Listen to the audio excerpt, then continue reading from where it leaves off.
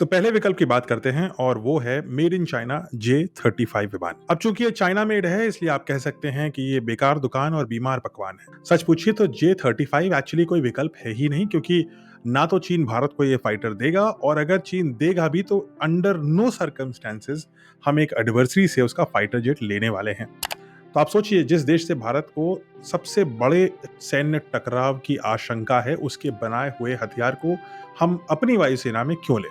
लेकिन फिर भी चूंकि ये पाकिस्तान के पास पहुंचने वाला है J-35, इसलिए आवश्यक है कि हम इसे एक विकल्प के रूप में इसलिए देखें ताकि इसके बारे में हम जान सकें। कागजों पे जाएं तो J-35 एक पूरी तरीके से stealth based 5th generation fighter jet माना जा सकता है। चाइना का क्लेम है कि इसमें AESA यानी आईएसआई रेडार लगा है जो मल्टी टारगेट को ट्रैक करने में सक्षम है, और ये चाइना की लॉन्ग रेंज PL-15 मिसाइल के साथ कंपैटिबल है। हालांकि PL-15 मिसाइल किस प्रकार से खेतों में जा घुसी ये हमने ऑपरेशन सिंदूर में देखा है, बट मान लेते हैं कि इसमें कुछ चाइना इंप्रूवमेंट कर लेगा।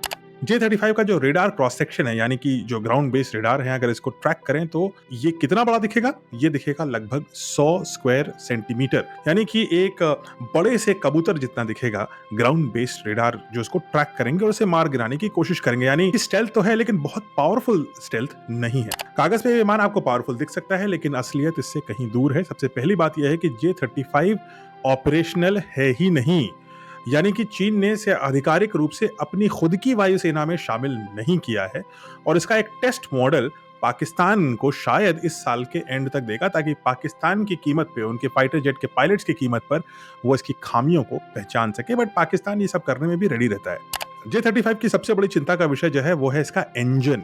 अब ये पाया गया है इसकी टेस्ट फ्लाइट्स में कि इसका इंजन ओवरहीट होता है, यानी कि जैसे ही स्पीड पकड़ी इंजन से धुआं निकलना चालू हो जाता है। यानी कि वो स्टेल्थ फाइटर जो रेडार पर दिखना नहीं चाहिए, उसका इंजन इतना धुआं छोड़ता है कि शायद उसको आंखों से भी पहचाना जा सके।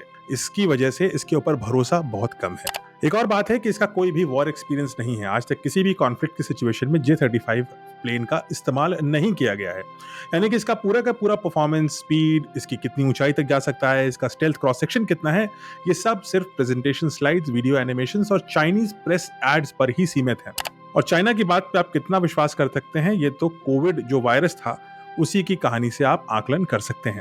और अगर इसकी लागत की बात करें तो एक J-35 को अनुमानित रूप में लगभग $80 मिलियन प्रति यूनिट के रूप में आंका जा रहा है, यानी लगभग 660 करोड़ रुपए प्रति विमान।